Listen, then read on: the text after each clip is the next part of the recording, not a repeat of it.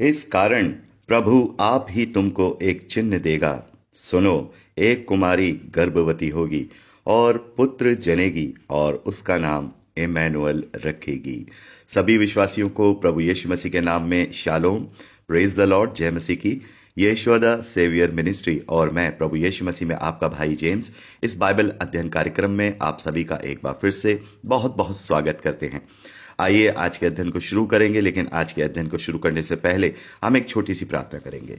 Hallelujah. धन्यवाद करते हैं पिता परमेश्वर, धन्यवाद करते हैं आपके अद्भुत रीति वाले प्रेम के लिए पिता, जो आपने अपने इकलौते पुत्र को देकर हम सभी पर प्रकट किया।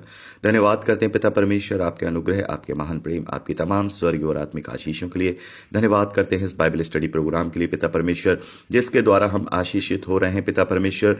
तो होने दे पिता परमेश्वर, आज के अध्ययन में आप हम सबकी मदद और अगुवाई करना।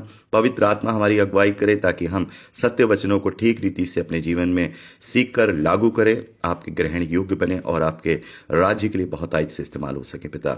सारी व्यवस्थाओं को, हर एक बात को पिता समझने और समझाए जाने को पिता तेरे हाथों में सौंपते हैं पिता।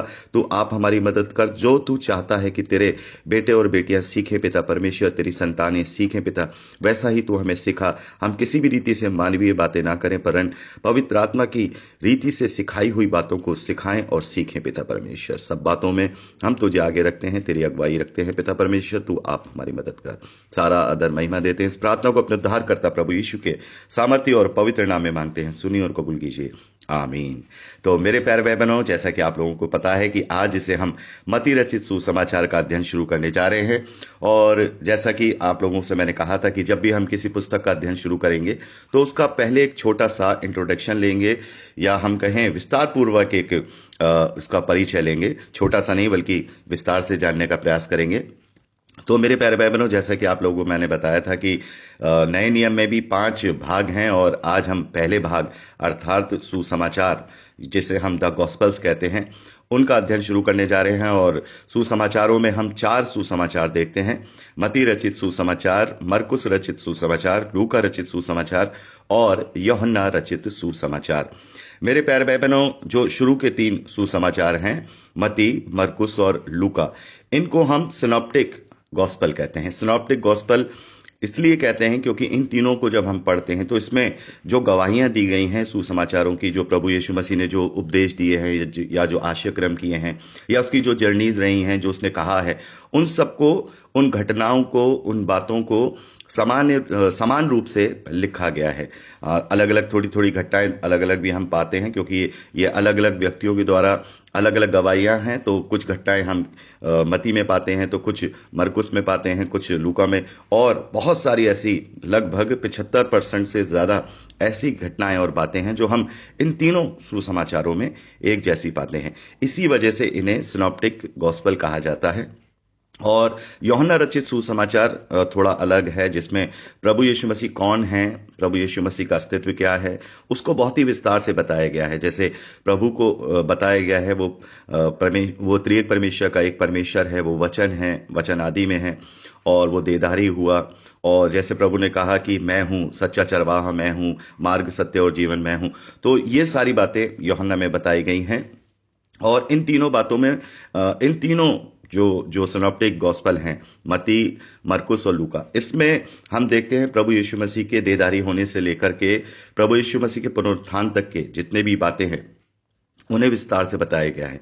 तो इसीलिए इसे सिनॉप्टिक गॉस्पल कहा जाता है। और इसके बाद यूहन्ना ने काफी बाद, जिसे हम बोल सकते हैं 95 एडी के आसपास, अपने सुसमाचार को लिखा था। इसलिए उन्होंने वो बातें लिखी जो इन सुसमाचारों में नहीं थी, और मसीह विश्वासियों का उनका जानना भी बहुत जरूरी था।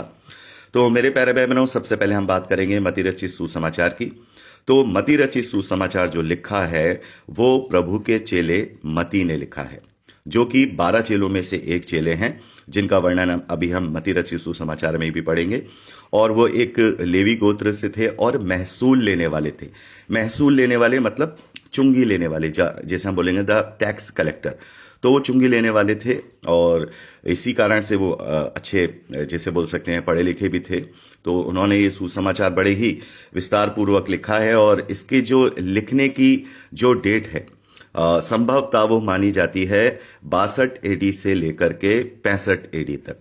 यानी कि 62 एडी टू 65 एडी। अब एडी क्या होता है मेरे प्यारे भाई बहनों? ये जो सन है, जैसे आज जो सन चल रहा है, जैसे मान लीजिए कि 2024 है या 2025 है, 2026 है, या हम कहें 1950 है, तो ये क्या है? ये 1950 बोलेंगे तो 1950 एडी, यानी कि जब से कैलेंडर शुरू हुआ तो अगर पहला साल हो गया तो इसे हम फर्स्ट एडी बोलेंगे।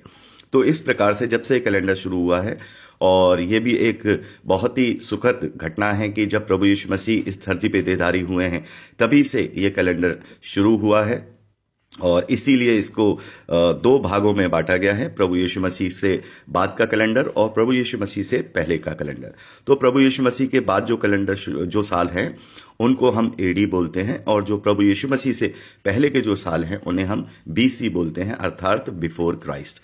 तो इसलिए लगभग प्रभु यीशु मसीह के देहधारी होने से पहले, या हम कहें कुंवारी मरियम से जन्म लेने से लगभग 62 साल से लेके 65 साल के दरमियान, और प्रभु यीशु मसीह के पुनरुत्थान के लगभग 30 से 35 साल के बाद ये जो सुसमाचार है वो लिखा गया है। लेकिन कुछ स्कॉलर्स मेरे प्यारे बहनों मानते हैं कि इसे 70 एडी के बाद लिखा गया है। लेकिन जब मैंने इसका डीप स्टडी किया है तो ऐसा समझ में आता है कि ये 70 एडी के बाद नहीं लिखा गया होगा, क्योंकि 70 एडी के बाद एक बहुत ही बड़ी घटना जो है यरूशलेम में घटती है, और वो है मंदिर का ढाया जाना। मतलब जो उस वक्त जो मंदिर था जिसे हम सेकंड टेम्पल बोलते हैं, उसको ढाया गया है। तो अगर उसको ढाया गया है और ये अगर 70 एडी के बाद लिखा गया है, तो मती ने उस मंदिर का जो है हम देखते हैं प्रभु यीशु मसीह ने जो कहा था कि इस पत्थर पे पत्थर बाकी नहीं रहेगा, उसका डिस्क्रिप्शन दिया है। तो फिर वहां पर मती ये भी लिखते हैं कि जिस तरीके से ढा दिया गया है।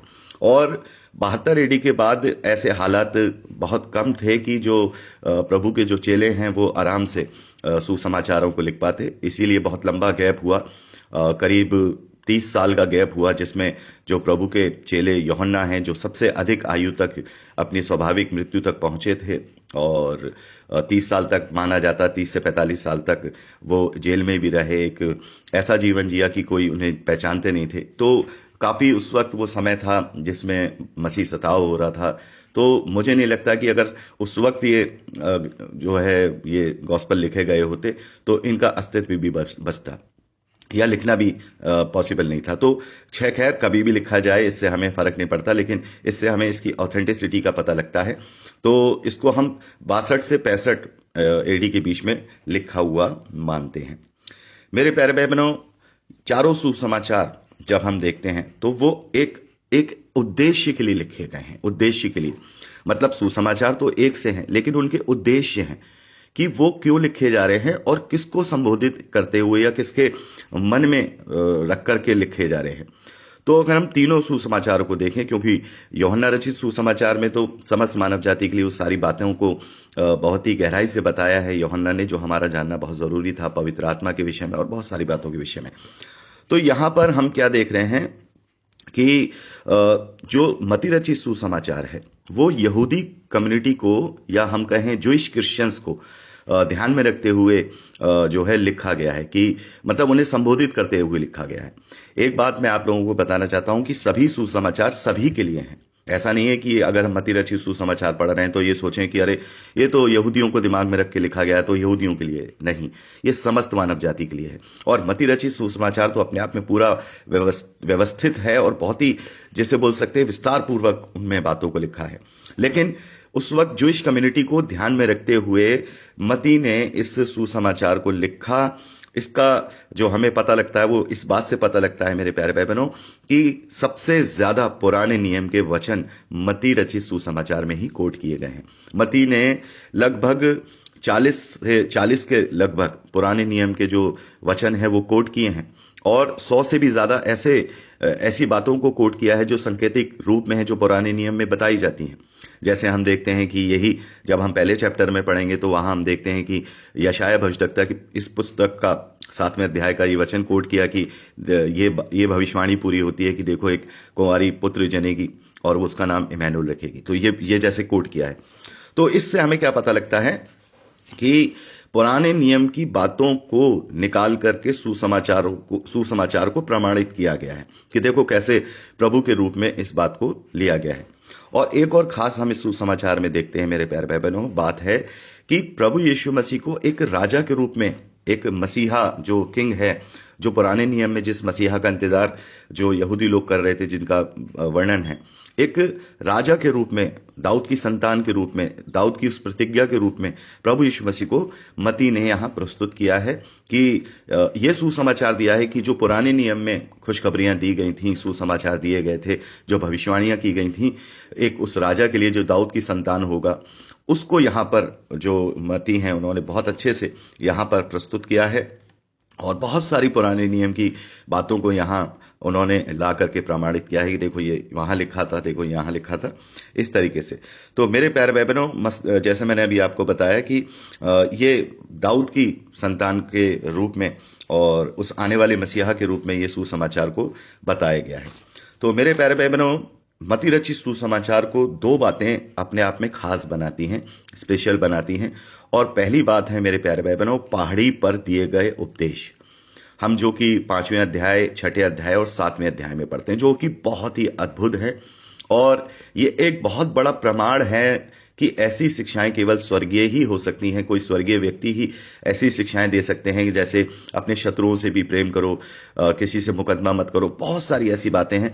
और वहाँ बहुत ही प्रेम के विषय में और परमेश्वर क्या चाहता है इसके विषय में वहाँ शिक्षाएं दी हैं, जो कि बहुत अद्भुत हैं, जो मत्ती रचित सुसमाचार को बहुत खास बनाते हैं। और दूसरा जो मत्ती रचित सुसमाचार के अंदर जो खास बात देखते हैं, दृष्टांतों के रूप में जो प्रभु ने बातें की हैं, तो विस्तार पूर्वक दृष्टांत जो हैं मत्ती रचित सुसमाचार ने वहां दर्ज किए हैं। बहुत सारे दृष्टांत हैं, जंगली बीज का दृष्टांत है, 10 कुंवारियों के दृष्टांत है, बहुत सारे दृष्टांत हम देखते हैं, किसान का दृष्टांत है। तो इन चीजों को बहुत ही अच्छे से विस्तार पूर्वक मत्ती ने इस पुस्तक में अपने लिखा है। तो इसे हम बहुत ही एक विस्तार पूर्वक एक कंप्लीट सुसमाचार के रूप में लेते हैं, जो कि यही कारण था कि जब इस बाइबल को कंपाइल किया गया, कंपोज किया गया, इसमें पुस्तकों को जब जोड़ा जा रहा था, तो सबसे पहले मत्ती रचित सुसमाचार को ही नए नियम में लिया गया। और जैसा मैंने आपको बताया था, लेकिन मत्ती रचित सुसमाचार से पहले एक सुसमाचार लिखा गया, वो है मरकुस रचित सुसमाचार। तो अगर इतिहास के रूप में, तारीख के रूप में, डेट के रूप में देखें, तो मरकुस रचित सुसमाचार बहुत पहले लिखा गया है। लगभग हम समझते हैं 15-16 साल पहले या 20 साल पहले ही मरकुस रचित सुसमाचार लिखा गया, पहले लिखा गया। फिर उसके बाद मत्ती रचित सुसमाचार लिखा गया और उसके बाद लूका के द्वारा लूका रचित सुसमाचार लिखा गया, जो कि पौलुस के समय में लिखा गया था। तो कहने का मतलब यह है कि लिखा गया तो मरकुस पहले है, लेकिन बाइबल में मत्ती को इसीलिए लिया गया कि मत्ती रचित सुसमाचार एक कंप्लीट सुसमाचार के रूप में हम देखते हैं। जिसने केवल मत्ती रचित सुसमाचार भी पढ़ लिया तो उसके लिए बहुत अच्छा हो जाएगा, वो सारी जानकारियां उसे वो मिल जाएंगी, वो गवाहियां वहां मिल जाएंगी, वो शिक्षाएं वहां मिल जाएंगी, जो एक विश्वासी को लेना बहुत जरूरी है। तो मेरे प्यारे भाई बहनों, इस प्रकार से हमने यहाँ मत्ती रचित सुसमाचार का यहाँ एक परिचय लिया है और आशा करता हूं कि आप अच्छे से इस बात को सीखे होंगे। और अब हम अगली रिकॉर्डिंग में मत्ती रचित सुसमाचार उसके पहले अध्याय से अध्ययन शुरू करेंगे। और रिकमेंडेशन है, अगली रिकॉर्डिंग को सुनने से पहले आप लोगों को क्या करना है, अगली रिकॉर्डिंग को सुनने से पहले आपको मत्ती रचित सुसमाचार उसका पहला अध्याय, उसके पहले वचन से लेकर 17वें वचन तक, और आपको लूका रचित सुसमाचार भी पढ़ना है। वहां पर आपको तीसरे अध्याय 23वें वचन से लेकर 38वें वचन तक पढ़ना है। फिर से सुन लीजिए माफी चाहूंगा। मत्ती पहला अध्याय पहले वचन से लेकर 17वें वचन तक, और लूका तीसरा अध्याय 23वें वचन से लेकर 38वें वचन तक। मैं इसे इंग्लिश में भी बोलती